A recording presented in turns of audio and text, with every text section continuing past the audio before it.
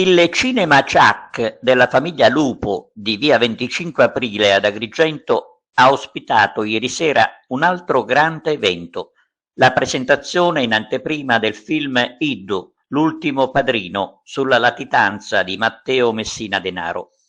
Il pubblico che ha gremito la sala ha avuto l'opportunità di incontrare il regista Antonio Piazza e il protagonista Elio Germano, lo straordinario interprete del boss. Il film è stato girato anche nell'Agrigentino, nella zona del Belice.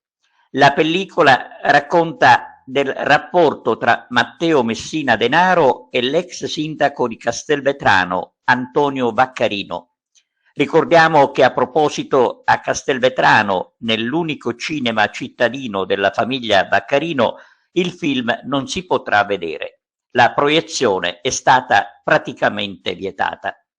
Al Ciak di Agrigento il film è stato presentato da Marco Gallo, un successo anche per lui, che parla di una bella esperienza, quella di trovarsi davanti ad un pubblico che ha tanto gradito la presenza di Elio Germano, cordiale e disponibile, che prima di andare via si è intrattenuto con i fan per una foto.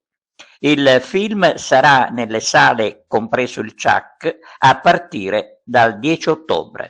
Voi siete già stati in altre città della Sicilia per presentare questo film, intanto come sta andando queste prime presentazioni? Guarda, intanto grazie a tutti di essere qui, grazie delle cose che hai detto presentando.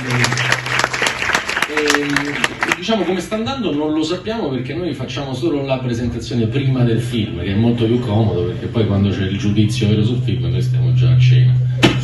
E che c'è, degli strani rientri? Questo c'è.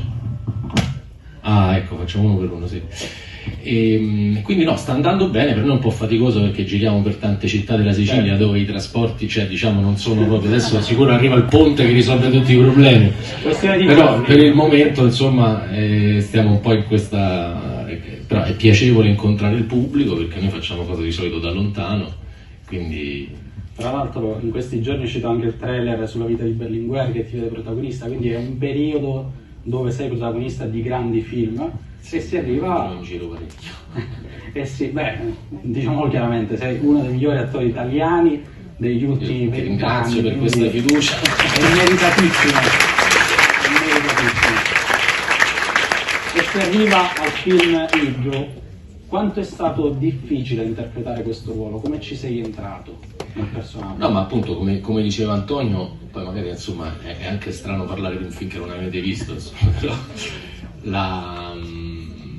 l'approccio ecco, che hanno avuto loro e che quindi hanno trasmesso anche a tutti i collaboratori del film è quello di partire con estremo rigore ed estrema accuratezza dai fatti concreti, reali, che sono accaduti in quella fetta di 1 o 2 anni, insomma di pochi anni, quanto è lo spazio narrativo, perché fossero da simbolo ad altro e poi concentrarsi appunto liberamente su queste possibilità. Per cui ecco, non è un film d'inchiesta giornalistica o quant'altro, ognuno ovviamente può farsi la sua cultura su quello che è realmente successo nel nostro paese per conto proprio.